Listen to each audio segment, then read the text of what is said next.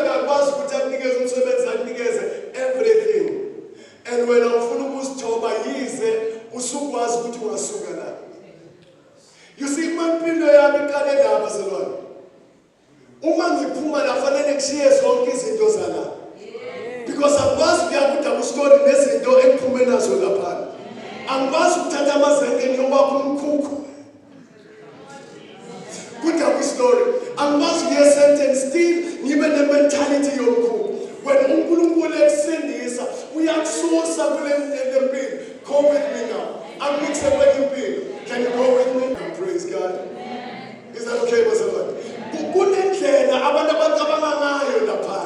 Kunendlela abantu abenza ngayo izinto lapha. Kunendlela abantu abasiphatha ngayo lapha. Awukwazi ukuthi sowushukile lapha still ingqondo yakho isale lapha. You see your problem with it. Osamkhulu nomkhulu wazalwa kuwe nayo yonke into yazalwa kuwe. But once wathi ngiyaguquka, I am having a turnaround. Ngiyasuka lapha.